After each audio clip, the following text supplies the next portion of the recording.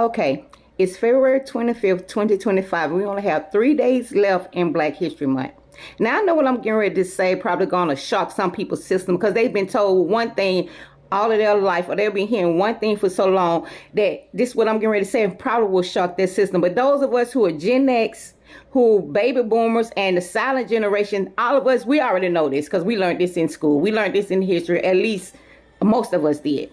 Now, you know, they've been saying that slavery in what became the United States of America started in 1619. That's what's been told. That's what everybody's been saying. The celebrities, the news stations, you know, all of the elite black people, as you want to call them, they've been saying that slavery started in 1619. However, that is not true. Slavery in what would become the United States of America actually started about 100 years before 1619. Yep, I know it's a shocker. I know it's a shocker to your system. But the good thing about it, like I always tell you, when I tell you something, don't just take my word for it.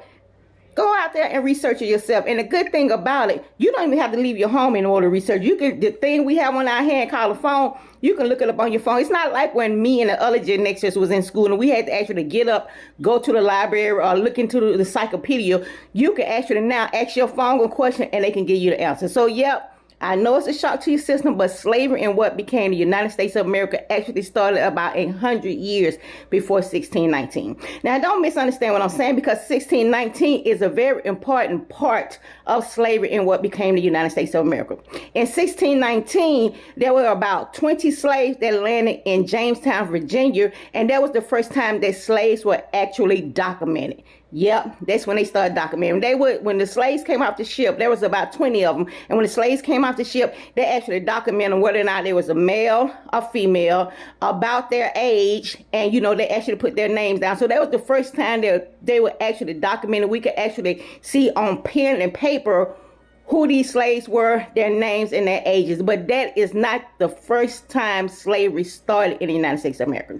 Now, to understand when slavery began in the United States of America, we have to go back to 1492 when Columbus sailed the ocean blue. I know y'all Gen Xers know what I'm talking about. So, yeah, we have to go back to that. Now, in 1492, when Columbus came to what he called the New World, and he called it the New World because that was his first time here, not because there wasn't other people living here, because other people were already living in the Caribbeans and what we would call the United States of America. There were people already living there, but they called it the New World because it was the New World to them.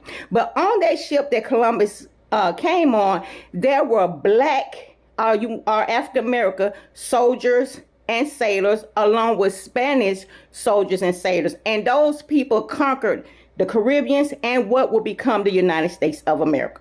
So we have to go back to 1492 to really understand everything up to 1619. Now, in about 1520, after what was become the United States of America had been conquered, there was some Spaniards that brought some enslaved Africans with them to North America, and they landed in what we now call South Carolina. Yep, they had some Spaniards in 1520, brought some enslaved African to what we now call United States of America and what we now call South Carolina. Now, these enslaved Africans were enslaved there. They was enslaved for a while until they launched a rebellion, and they killed a lot of those Spanish sailors, and they left South Carolina and they moved to different places in what we again now call the United States of America. So slavery actually did not start in 1619, Jamestown, Virginia. 1619 is when slaves started being documented, and we can actually see the names and the gender and the ages of slaves that were here. But slaves was here before 1619. Now, we also got to understand, because and this is why I say I think Black history should be taught 365 days a year, not just 28 days out the year. It should be taught 365 days a year, because Black history is American history. Now, we have to understand, now, it wasn't just Spaniards that owned slaves and what become the United States of America. It wasn't just white people that owned slaves and what become the United States of America.